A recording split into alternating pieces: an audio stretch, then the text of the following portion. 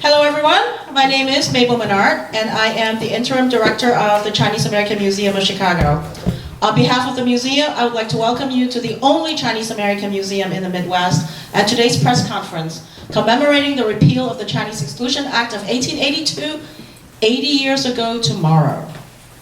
On our second floor is an exhibit on the Chinese Exclusion Act and its implication on Chinese immigration and the continuing ramifications, such as the proposal in certain states to prevent anyone of Chinese descent from purchasing property without showing proof of American citizenship. At face value, the proposal is only meant to prevent non-citizens from ownership. However, such laws will make it legal and acceptable to demand anyone who looks Asian to prove they are American. This is insidious discrimination and racial profiling. Unlike the so-called Muslim ban or the repeated calls to build a wall across our southern border, the Chinese Exclusion Act, which was repealed after a whopping 61 years, and only because China was an ally during the Second World War, remains the only law passed to exclude an entire group of people from immigrating to the United States based on ethnicity alone. But it is just one of many discriminatory pieces of legislation passed in the name of national security. You will be hearing from a panel today why this law was unconstitutional, unacceptable, and discriminatory, and why history cannot repeat itself. Good afternoon. My name is Hong Liu. I'm Executive Director of the Midwest Asian Health Association.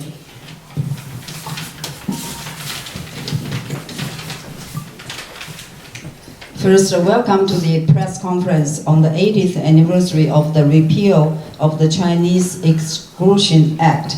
Thank you so much for coming in such a cold weather to this important event. The purpose of this press conference is to recognize the 80th anniversary of the repeal of the Chinese Exclusion Act and protect the civil rights of the Chinese Americans so that the exclusion history will not be repeated. So now it is my pleasure to introduce the steering committee members of this event. When I call your name, please come to the stage to be recognized by alphabetic order. C.W. Chen, please come here, and he has many titles. So I would say founding members of CASL and the founding members of the CPCAC, and he's also advisory board of a board member of MAHA and the Chinatown Security Foundation. Thank you. Grace Chen, Executive Director of Coalition for a Better Chinese American Community, CPCAC. Nancy Chen, Executive Director, Chinese American Women in Action. Chu Fei Chu, President of Association of Chinese American Scientists and Engineers, Ke Gongzhuan. Fang Yan Hui Fang, President of Association of Chinese American and the Wu Yi Association. Steve Hu, President of Asian American Leadership Council. I think he's not here yet. Ivy Lim, President of Chinese American Citizens Alliance. David Lee, Executive Director, Peter Sander. David? Yeah, please come to the stage. And Hong Liu, that's me. I'm also the president of the Midwest Chinese American Association and the board president of the Asian American Leadership Council. Su Lang Moy, board member, Chinese American Museum of Chicago. Mabel Moy, board member of Chinatown Chamber of Commerce. Is she here? No, she's not. Ann Shaw, she's not here yet. Ann Shaw is MAHA's board member. Darren Tom. Yeah, I had nothing to do. Daryl. Sai Changxu, President, UCA, United Chinese American Illinois. Next, it is my honor to present the proclamation from the governor of Illinois.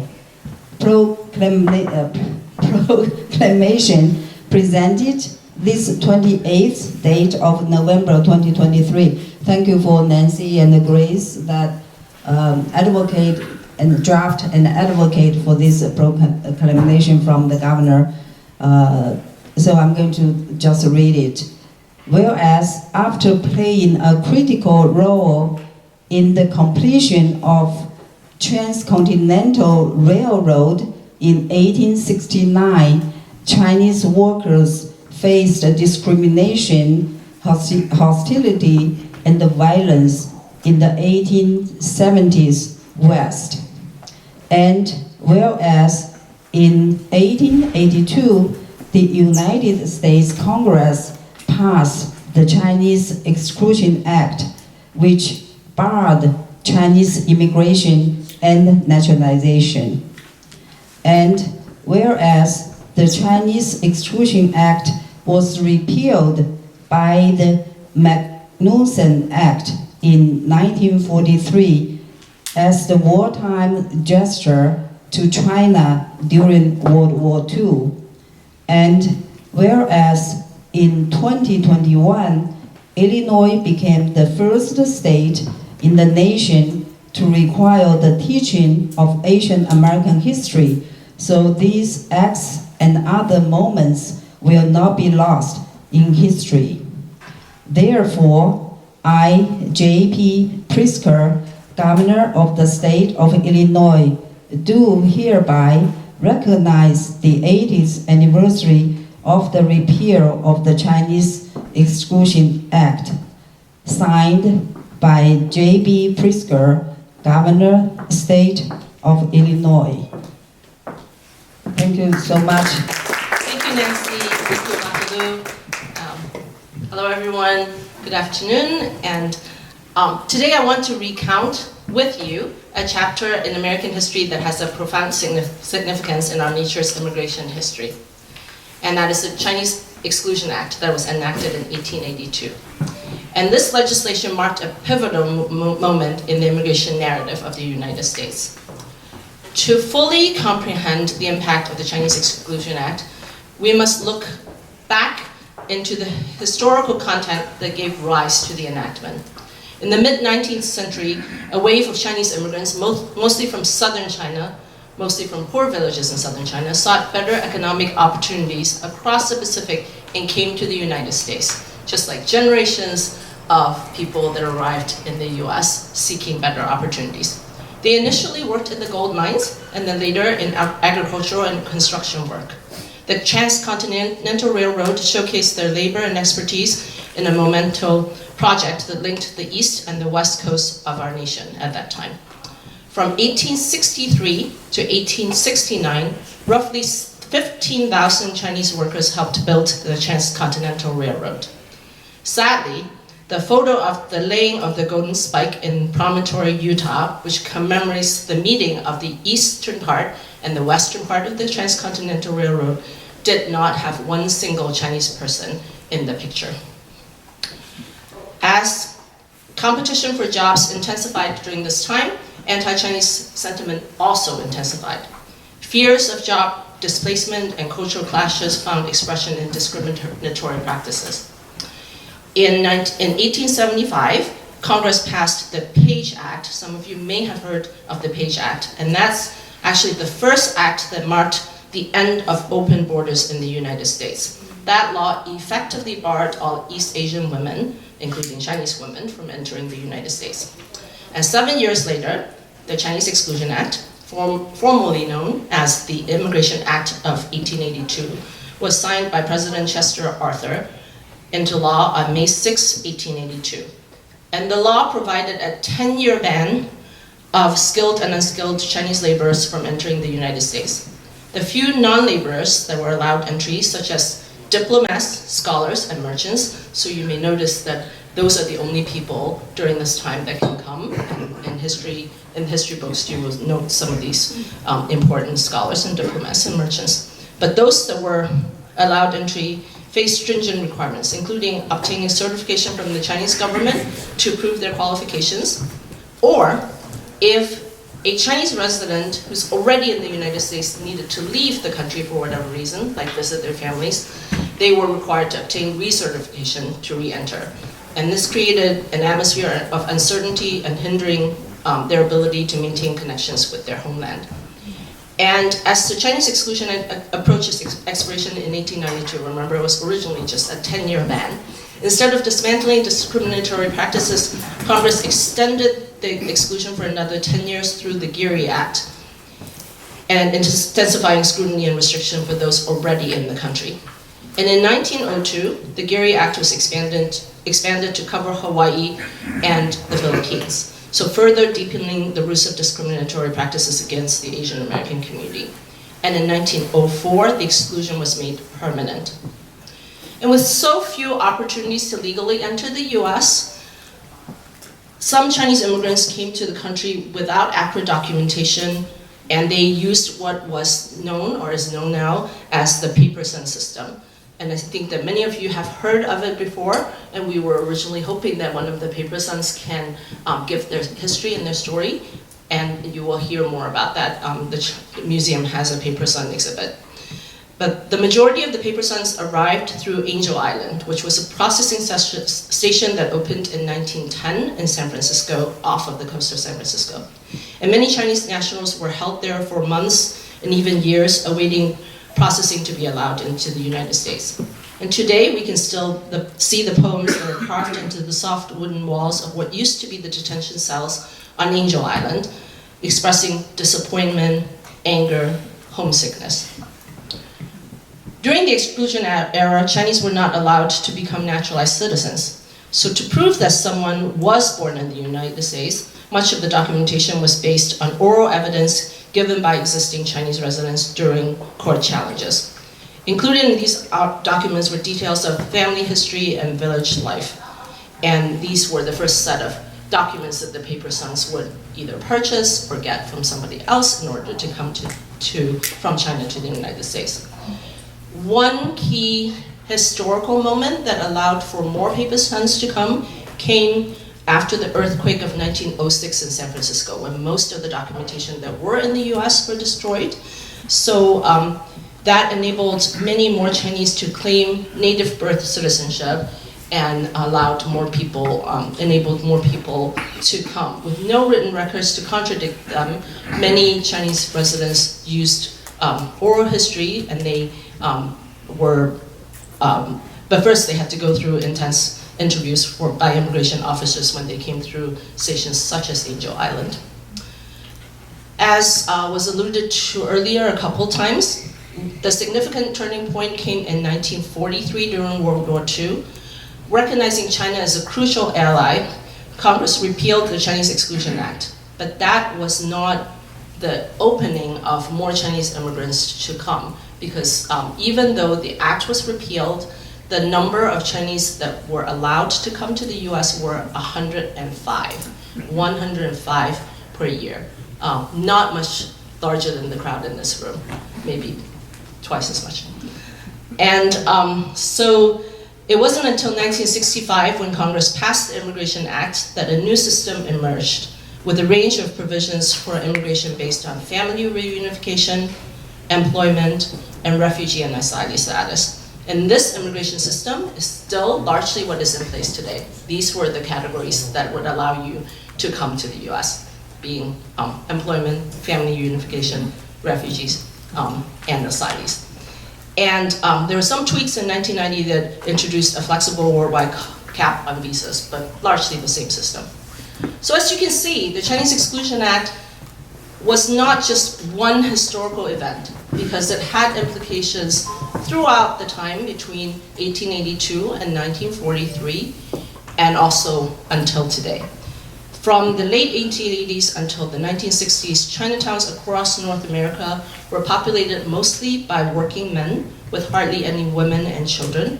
And this has a profound impact on the social life in Chinatowns, where Chinese immigrants were not only segregated from the rest of the United States, from all the other races and folks of other ethnicities, but were separated from their own families as well. Today's Chinatown, including Chicago's Chinatown, are often touted as tourist attractions, places where people can get a little voyeuristic view of Chinese life. And of course, we do welcome the opportunity to share our culture with everybody else, but we also need to remember that Chinatowns before the 1960s were looked and felt quite different because of the painful history of the Chinese Exclusion Act.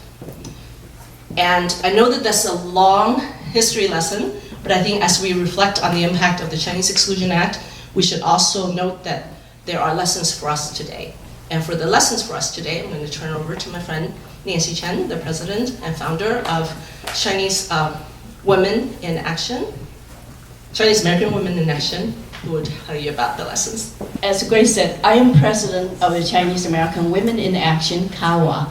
And in Chinese, I think we come up with 美华妇女行动联盟. Today, my role is to connect our history to what is happening now. When laws to exclude Chinese are on the rise again in many states and every region of our country, including right here in Illinois.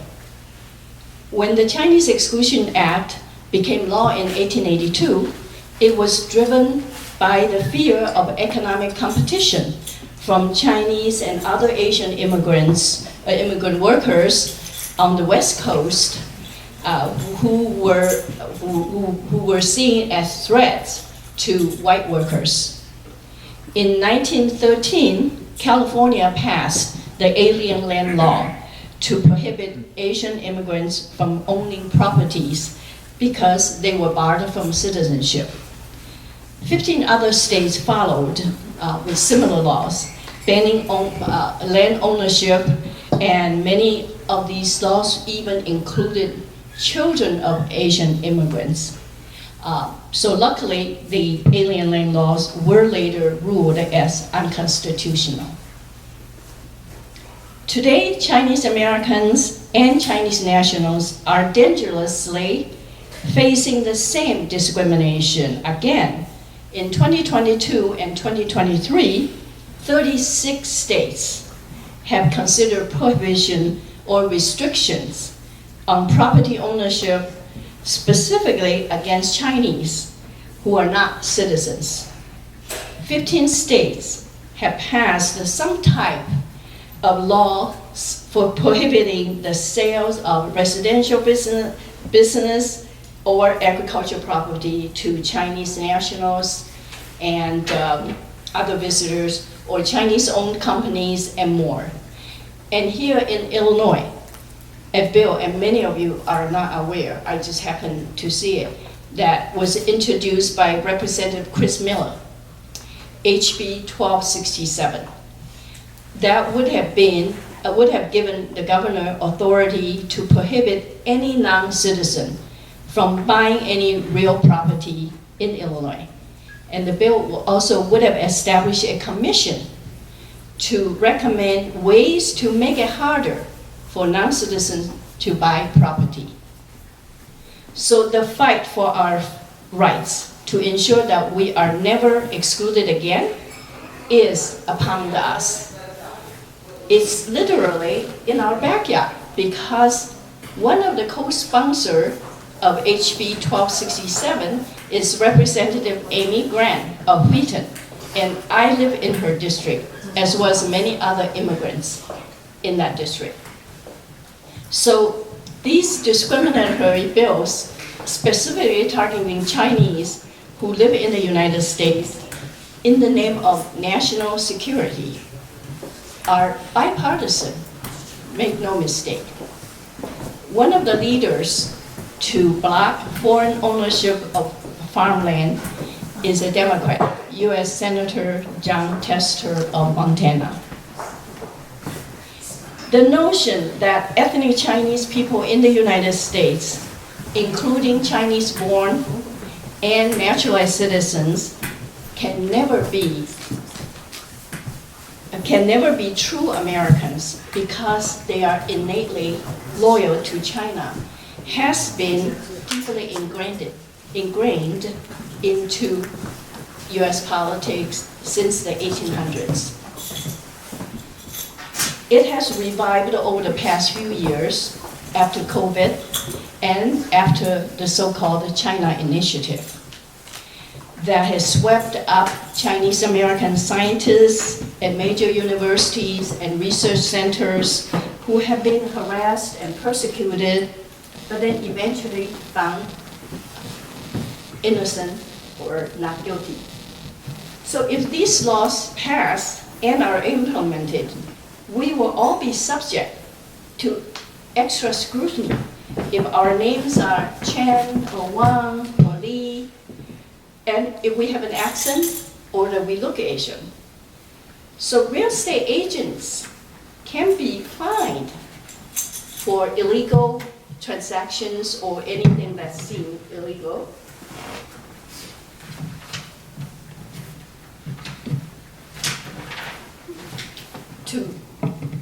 To buyers. And so what's gonna happen is that they will be asking all of us who look like Asian or who look like Chinese to prove our citizenship, even we are citizens of the United States. Or they may just not want to be bothered to do business with us to avoid troubles. So we will become victim of racial profiling. And blaming Americans whose ancestry is a country that we don't like is exactly what justified locking up the Japanese Americans during World War II. The economic and strategic competition between the United States and China is making Chinese Americans again the victim. And it affects our personal and professional lives. So we must stand up and be united to ensure that our civil rights are protected and that we will not tolerate the fear-mongering rhetoric from politicians who want to divide American people. How do we do it? By being, sorry.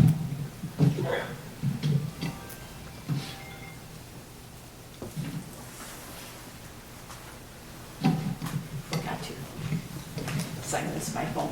How do we do it?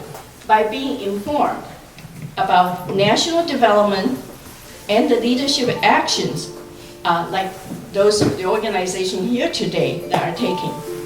Chinese American Women in Action is based in Naperville, but we take on issues affecting Chinese and Asian Americans in Illinois as well as nationally because we are all in the same boat. So get to know our elected officials and also let the elected officials get to know our community. And I'm pleased that Congressman Danny Davis will be here, who is a longtime supporter of the Chinese community as well as really has fought for justice and fairness. And I'm also pleased to see, and if Senator Durbin's representative is here, Tran, come out here, let people see you.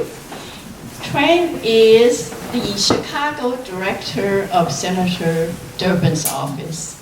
I'm really proud to see her.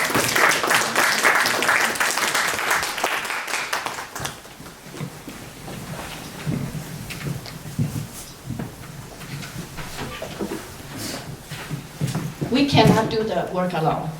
As we speak, a civil rights rally against SB 264, the alien land laws in Florida, is right now being held in Miami, led by Congresswoman Judy Chu, many Chinese and Asian organizations, as well NAACP, ACLU, AJC, and many Black and Latino and Jewish community leaders.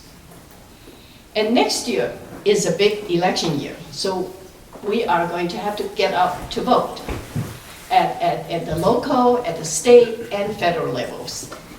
I'm really pleased to have Becky Simon, president of the Illinois League of Women Voters, here with us today.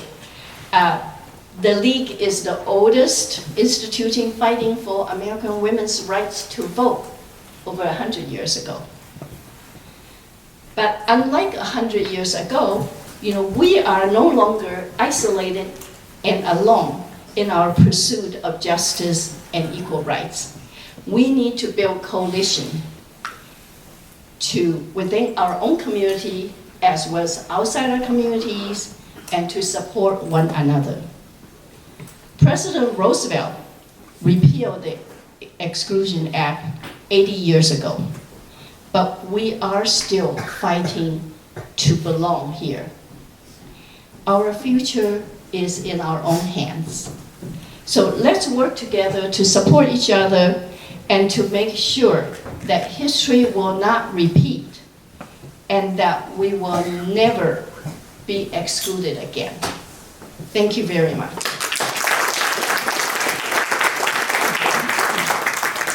And now I would like to invite our representative, Alderwoman Nicole Lee, who is the very first Asian Chinese American to be in City Council in the history of the Chicago City.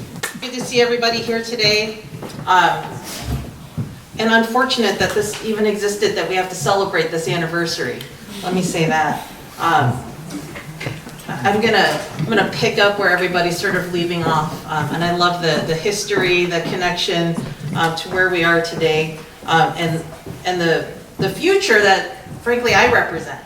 Right? Thanks to all of you who helped to get me elected as the first Chinese American anything on the City Council of Chicago. So in the 185-year history of the city, for the more than 150 years that the Chinese have been in this city, I was the first duly elected one from the first Asian majority ward in the entire city of Chicago. So that's progress. We can clap for that, please.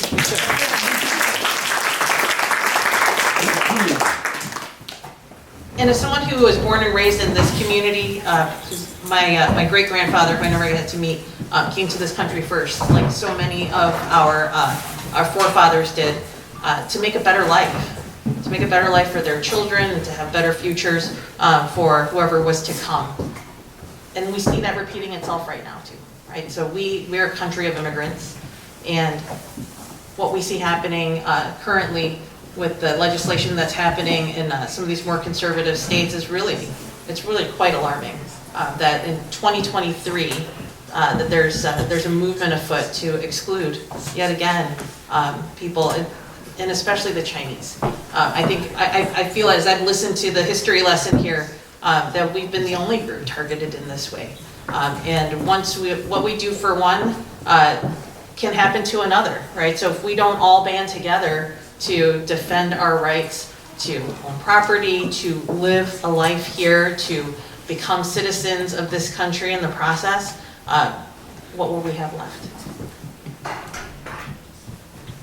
So as we sit here and celebrate this momentous occasion, I think about my own experience just coming into politics. It was not something that I sought out, but the opportunity presented itself to serve our community. So what Nancy was saying earlier, the responsibility that each one of us has is to be engaged. So thank you all for being here today for this celebration, acknowledging this point in history and making sure that we're never going to repeat this again. And that means getting in where you fit in. Not everybody has to run for office. Not everybody has to, chair a committee of anything, but be engaged. Turn up and vote. If you are a citizen of this country or you know people that are applying to be, your right to vote is something that is sacred. I tell young people all the time, this is your superpower. This is your superpower because you get to choose who your leaders are, who gets to represent you, and ultimately who's making the laws of this country that will really dictate your lives here.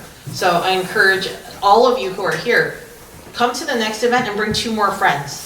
This is how we make this tent bigger. This is how we make sure that especially our young people understand the future that we're trying to build for them and the responsibility they have to carry it on. As happy as I am to be the first, I know I'm not going to be the last. And it took long enough, didn't it, for us to get that? And it took a lot of people, especially in this room, fighting for our right to be together and not gerrymandered. Gerrymandered means just cutting up our population such that we never had the power to elect somebody in office. This what we're celebrating today really, I think, signals what the future can be. Especially with the TEACH Act. The TEACH Act that now says that everybody in the state of Illinois, all students in the state of Illinois must get one quarter, I think, of a lesson in Asian American history. I wish I had that when I was younger. I didn't learn about our actual history in this country, aside from stories at home, until I was in college.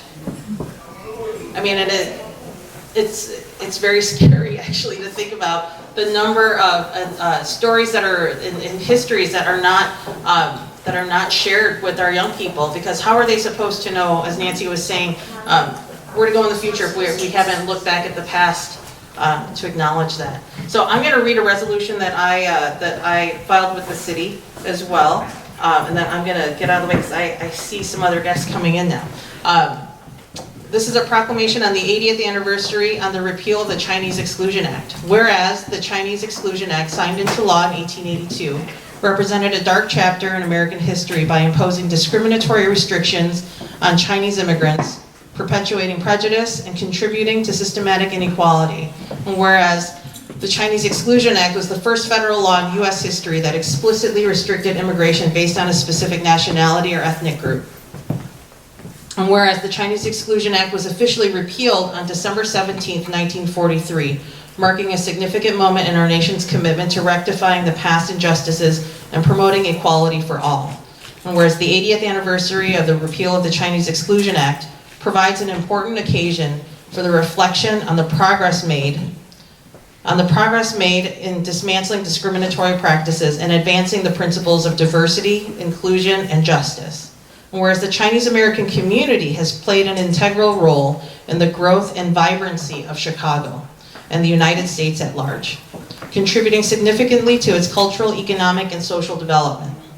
And whereas in 2021, Illinois became the first state in the country to require that Asian American history is taught in schools. And be it resolved that the City of Chicago, the City Council of the City of Chicago, that we commemorate the 80th anniversary of the repeal of the Chinese Exclusion Act and reaffirm our commitment as a city to reject institutionalized discrimination and racism in all forms. And be it further resolved that the City Council pledges to work collaboratively with the community leaders and organizations to address contemporary challenges facing the Chinese American community and to promote policies that encourage continued collaboration to build a more harmonious and equitable future. Thank you, everybody. Okay. Next, I would like to invite the President of Illinois League of Women Voters, Becky Simon.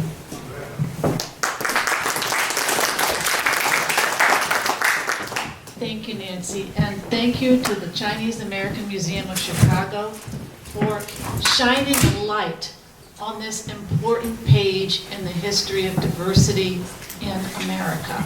So you're all thinking, why the heck is League of Women Voters here? I'm here with Tina Brady Pettis, one of our board members. We're here because diversity, equity, and inclusion are core values for the League of Women Voters. Diversity, equity, and inclusion are central to the continued success of our American democracy. And we're ready to work with you to make sure that another act like this, the Chinese Exclusion Act, does not happen again. So, thank you. Thank you very much, and let me just indicate how displeased I am that I'm late. But there are so many things going on today, and I've been engaged in as many of them as I possibly can be. But it's always a pleasure for me to come to what is known as Chinatown. As a matter of fact, for the many years that I've been coming, I always say that one of the most activated communities in the city of Chicago that I know of is Chinatown. And when I say activated, I mean people are engaged and involved in what is going on. They take a great deal of pride in their community, but they also display a great value in terms of what we call and define as being democracy in the United States of America. I'm very fortunate. I represent a very diverse group of communities. I represent Chinatown. I represent Greek Town. I've represented Old Town. I represent Downtown. I represent the Ukrainian Village. I represent Bronzeville. I represent a large African American population. We call it Bronzeville. I also represent immigrants who have come from different parts of the world and are still coming.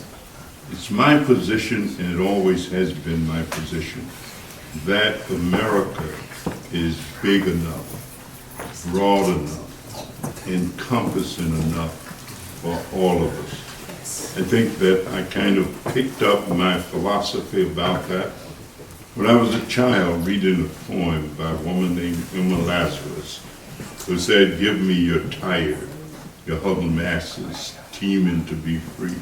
And so all of us are teeming to be a part of this great experiment called the United States of America, something that did not exist until we created it. All of us have played a role. All of us continue to play a role. And so I certainly agree with those who would say, let's not restrict, let's not bar, let's not prevent, but let's believe in this concept that out of many comes one. I've also been fortunate to travel a great deal. I've been to about 30 different countries. I spent 19 days in China one time, went to all 4 provinces. Of course, I've been to many of the other countries as well. I value this idea that we could find a way to connect and be a part of the humanity of our existence and of the humanity. I am torn right now because of the wars that are taking place in the Middle East. Of course, I represent Ukrainian village as well. And so all of these parts make up what we call the city of Chicago. They make up my congressional district that I'm extremely proud of, and we keep becoming. So I agree with those of you who say, let's repeal the Exclusion Act. Let's make sure that we are indeed one, and out of the many, we all become. It's a pleasure to be here. It's good to see so many friends of mine who are here, and I'm eager to ask about other friends that I don't see. Thank you so much.